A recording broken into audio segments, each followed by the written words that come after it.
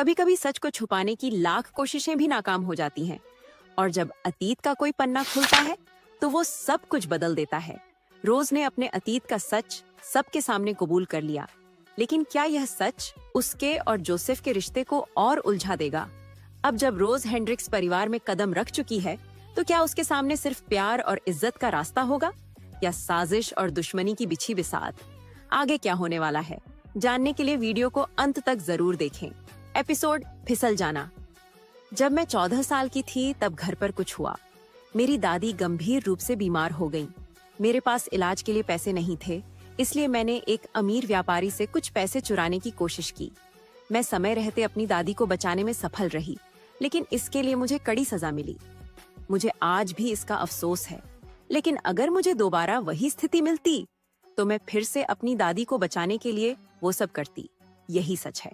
अपनी बात कहने के बाद रोज ने आत्मविश्वास से सिर उठाया और बिना किसी झिझक के कार्यक्रम स्थल से बाहर निकल गई। उसने अपने अतीत को खुलेआम स्वीकार कर लिया था और वहां मौजूद हर व्यक्ति इससे प्रभावित हुआ। वह बदसूरत बत्तख के सुंदर हंस में बदल जाने की सजीव मिसाल बन चुकी थी। हेंड्रिक्स एंड कंपनी के सीईओ की रहस्यमयी पत्नी में असाधारण साहस और ईमानदारी थी। मीडिया में यह खबर आग की तरह फैल गई। लोग रोज की ईमानदारी और साहस की तारीफ करने लगे। उन्होंने महसूस किया कि वह सिर्फ एक खूबसूरत महिला नहीं थी, बल्कि अपने अतीत का सामना करने की ताकत भी रखती थी। लाउंज में रोज ने अपने पैरों से ऊंची एड़ी के जूते उतारे और लंबी सांस ली। फिर उसने जोसेफ को देखा और ताने मारते हुए कहा, अब जब सबको पता चल गया है कि मेरा आपराधिक रिकॉर्ड है, तो तुम मुझे कब तलाक दोगे? बोलते हुए उसने अपने बैग से $2 लाख का चेक निकाला और उसे थमा दिया। अब तुम्हें इन पैसों की जरूरत नहीं है? जोसेफ ने पूछा। नहीं, मुझे मस्तिष्क कैंसर का गलत निदान हुआ था।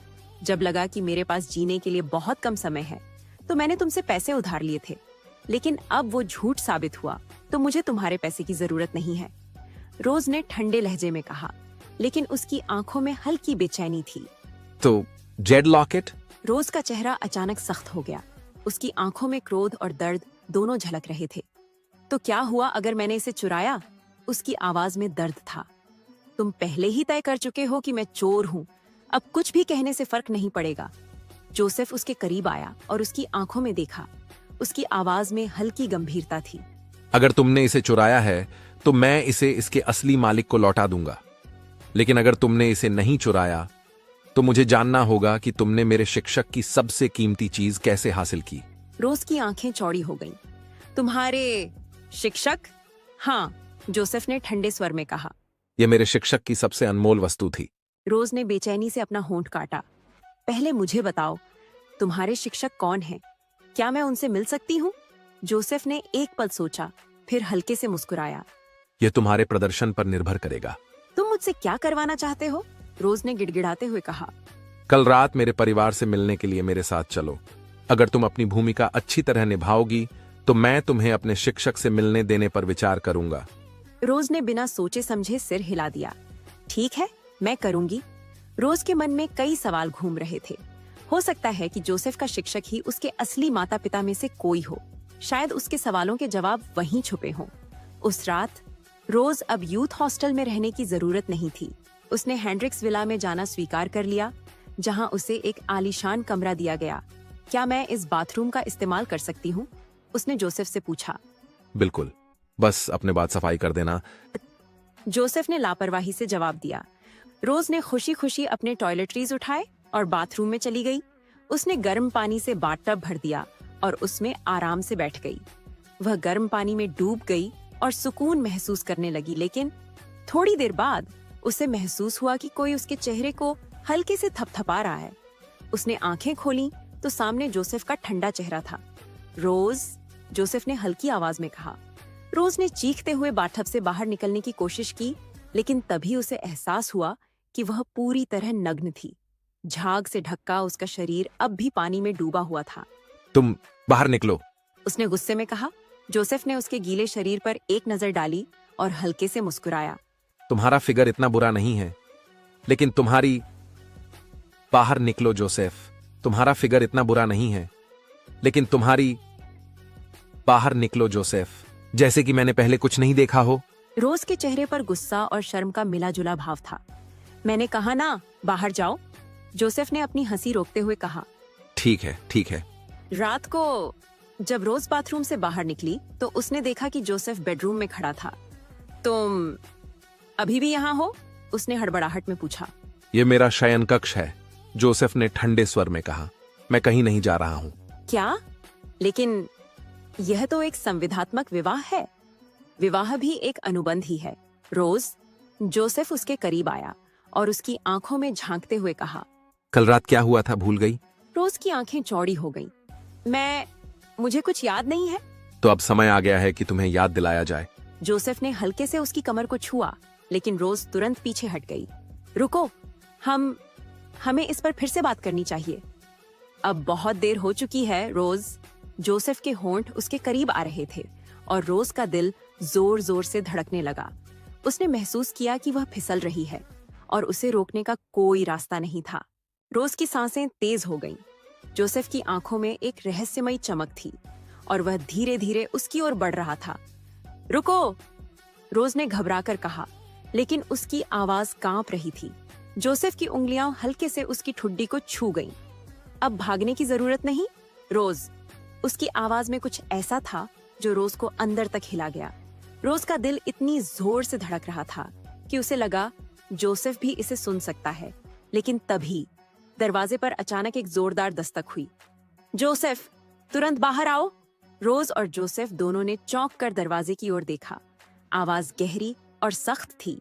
यह कोई और नहीं बल्कि हेंड्रिक्स परिवार के मुखिया थे। आखिर क्या हुआ है? क्या जोसेफ का राज रोज के सामने आने वाला है? क्या रोज सच में अपने अतीत से पूरी तरह भाग पाई है? जानने के लिए अगले एपिसोड का इंतजार करें। एपिसोड परेशानी न करें। जोसेफ ने शुरू में रोज को सिर्फ चिढ़ाना चाहा था। उसने नहीं सोचा था कि जो लड़की इतने सारे लोगों के सामने सेक्स के बारे में बेधड़क बात करती है, वह इतनी शर्मीली और अनुभवहीन होगी। उसकी झिझक ने उसके भीतर एक अजीब सी आग जला दी थी। जब वह छोटा था तो उसने केवल पढ़ाई पर ध्यान केंद्रित किया था और फिर उसने खुद को पूरी तरह से कंपनी के लिए समर्पित कर दिया। हालांकि लगातार महिलाएं उसके सामने खुद को पेश करने की कोशिश करती थीं, लेकिन वह कभी किसी के प्यार में नहीं पड़ा। उसने यह कभी नहीं सोचा था कि रोज के सामने उसे खुद को नियंत्रित करने में परेशानी होगी। यह एहसास उसे सच में हैरान कर रहा था। क्या तुमने नहीं कहा था कि तुम कुछ भी कर सकती हो, बशर्ते तुम जेड लॉकेट के असली मालिक को देख सको? उसने पूछा। वह उसके होठों से सिर्फ 1 इंच की दूरी पर था और उसकी आवाज में प्रलोभन भरा हुआ था। लेकिन मैं तो एक गरीब लड़की हूँ जो झुग्गी झोपड़ियों में पली बढ़ी हूँ। मैं किसी भी तरह से आप जैसे अमीर और ताकतवर आदमी के लायक नहीं हो सकती, मिस्टर हेंड्रिक्स। उसकी आंखों में बेबसी झलक रही थी और उसकी आवाज में हल्की कंपी थी। जोसेफ को यह सब बहुत दिलचस्प लग रहा था। इतनी महिलाएं थीं जो उसके बिस्तर पर चढ़ने को तैयार थीं, लेकिन यह पहली महिला थी जो उसके साथ सोने से बचना चाहती थी। इससे कोई फर्क नहीं पड़ता कि तुम पहले कौन थीं, अब तुम मेरी पत्नी हो। क्या यह ऐसा काम नहीं है जो एक विवाहित जोड़ा करता है? उसने अपने हाथ से उसके गले में पड़े जेड लॉकेट को छुआ, मानो उसे याद दिला रहा हो कि सहयोग करने पर ही वह इसके असली मालिक का पता लगा सकेगी। रोज ने दांत भींचकर आंखें बंद कर लीं। ठीक है, तो फिर नरमी से पेश आना। वह एक शहीद की तरह लग रही थी जो अपनी नियति का इंतजार कर रही हो। लेकिन जोसेफ के होठों पर एक हल्की मुस्कान आई। उसने धीरे से झुककर उसके कांपते होठों को छुआ और फिर अचानक रुक गया। वह खड़ा हुआ और ठंडे स्वर में बोला, यदि तुम नहीं चाहती हो तो मैं तुम्हें मजबूर नहीं करूंगा, लेकिन मैंने यह भी नहीं सोचा था कि मैं अगले कई वर्षों तक अपनी पत्नी से अलग सोता रहूंगा। यह कहकर वह कमरे से बाहर चला गया। अगली सुबह जब जोसेफ बाहर जा चुका था तो रोज ने राहत की सांस ली। उसने दरवाजा बंद किया और ताला लगा दिया। हालांकि उसकी बेचैनी अब भी कम नहीं हुई थी। उसने अतिरिक्त सुरक्षा के लिए दरवाजे के सामने एक कुर्सी रख दी और फिर बिस्तर पर लेट गई। पिछले 2 दिनों में जो कुछ हुआ था उसके बारे में सोचते सोचते वह परेशान थी।